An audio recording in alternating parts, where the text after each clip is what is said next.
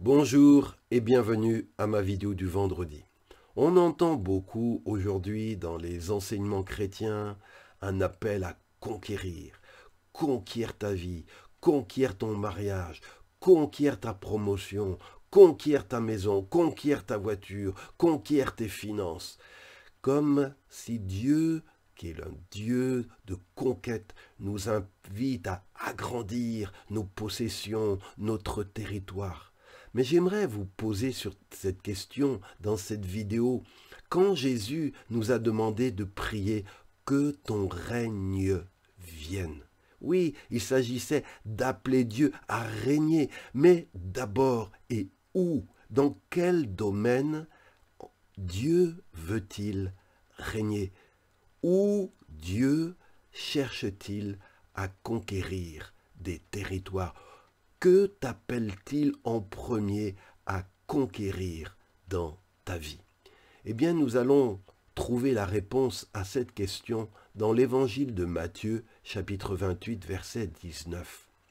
Jésus a dit, « Allez, faites de toutes les nations des disciples. » C'est un ordre de conquête. Il n'est pas dit « Allez acheter de grandes maisons, allez bâtissez-vous des grands greniers ». Il est dit « Allez, faites de toutes les nations des disciples ». Eh bien, qu'est-ce que c'est qu'un disciple? Un disciple, c'est quelqu'un qui librement, sans contrainte, va choisir d'assujettir sa vie à l'enseignement d'un maître. Donc, quand Jésus nous dit de faire des disciples, ça veut dire de trouver des hommes et des femmes qui vont inviter et asseoir le règne de Dieu dans leur vie. Que ton règne vienne d'abord dans notre vie personnelle. Or, c'est quoi le centre de la vie humaine? Notre vie humaine, c'est pas d'abord ce qu'on possède. Notre vie humaine, c'est pas d'abord nos diplômes. Ça fait partie de notre vie.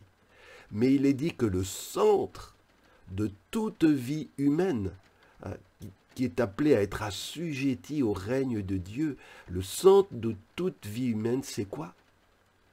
C'est ton cœur. C'est mon cœur.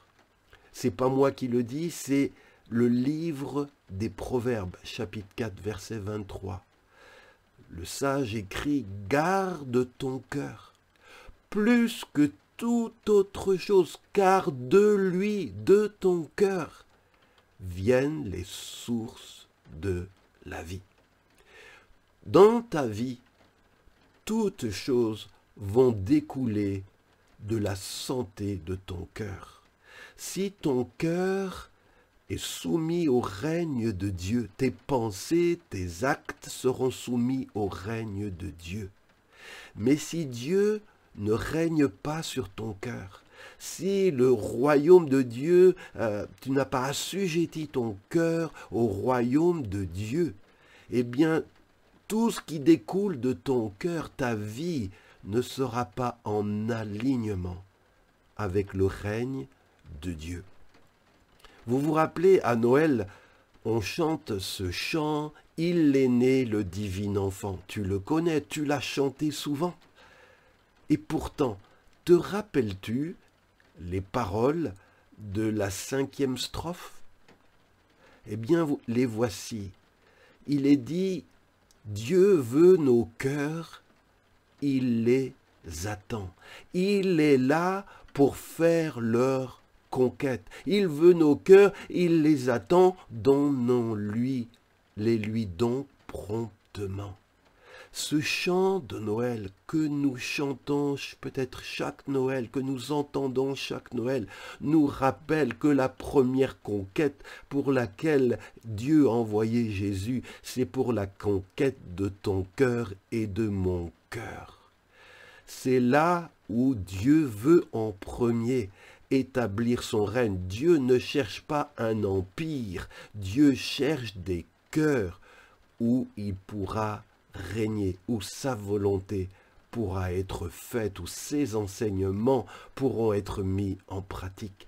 Alors, bien-aimé, toi qui m'écoutes, je t'en prie, retiens que le premier lieu de ta conquête, le premier lieu où Dieu t'appelle à conquérir, c'est ton cœur. Que la religion qui plaît à Dieu, c'est d'abord une religion qui provient d'un cœur selon le cœur de Dieu. Tu en veux la preuve, écoute bien. Les pharisiens étaient les hommes les plus religieux du temps de Jésus. Ils semblaient remplir toutes les cases. Ils fréquentaient la synagogue régulièrement. Ils faisaient des prières plusieurs fois par jour. Ils jeûnaient. Ils faisaient des aumônes.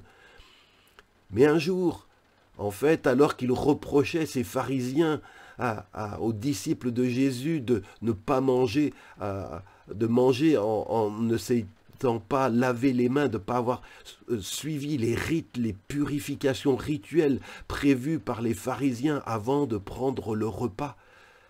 Et ils accusent, pourquoi Jésus, tes disciples ne font-ils pas ça? Ce ne sont pas des bons religieux, ils ne pratiquent pas les bonnes observances, donc ils ne doivent pas plaire à Dieu. Et vous savez ce que Jésus leur a répondu? On le lit Matthieu chapitre 15, versets 7 à 9. Jésus va avoir ces mots très forts. Vous êtes des hypocrites. Ésaïe avait bien raison lorsqu'il déclarait de la part de Dieu à votre sujet, « Ce peuple ne me respecte qu'en parole seulement, mais son cœur est très loin de moi. » Tu peux être religieux, tu peux faire de belles prières, tu peux faire de belles offrandes, tu peux aller régulièrement à l'église. Toutes les cases extérieures de la piété, tu peux les cocher. Mais est-ce que ça veut dire pourtant que ton cœur est près de Dieu? Est-ce que Dieu règne dans ton cœur? Comment te comportes-tu dans ton mariage, avec tes enfants, dans ta vie privée? Les observances extérieures, c'est pas ça que Dieu regarde en premier, c'est ton cœur. Est-ce que dans ton cœur il y a l'amour de Dieu? Est-ce que dans ton cœur il y a la crainte de Dieu? Est-ce que dans ton cœur il y a le désir de la sainteté? Les pharisiens croyaient que la sainteté était une chose extérieure, liée à des pratiques extérieures. Mais la sainteté, c'est d'abord à l'intérieur de toi, de moi, dans ton cœur. Et tu peux pratiquer plein de bonnes œuvres et pourtant avoir un cœur éloigné de Dieu. On peut pratiquer une religion et notre cœur ne pas être agréable au Seigneur. Alors c'est ce mot que Dieu m'a mis sur le cœur de te dire, toi qui m'écoutes, que la plus belle conquête que Dieu désire pour ta vie, là où il t'appelle d'abord à conquérir, c'est au niveau de notre cœur. Il veut nos cœurs, il les attend. Il est là pour faire leur conquête. Il veut nos cœurs, il les attend. Donnons-les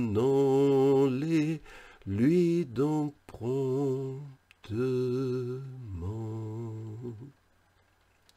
Si tu m'as écouté jusqu'ici, tu n'as jamais donné ton cœur vraiment à Jésus. Tu es religieux, mais ton cœur est loin de Dieu.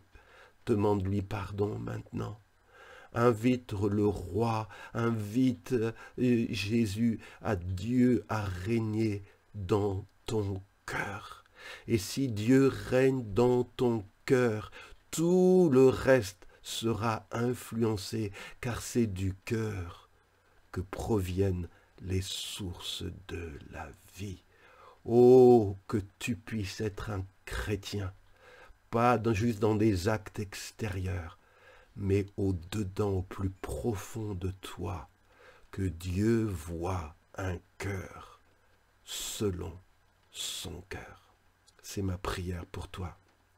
Je te donne rendez-vous vendredi prochain pour un nouveau message que Dieu me mettra sur le cœur de vous partager. Soyez bénis. À vendredi prochain.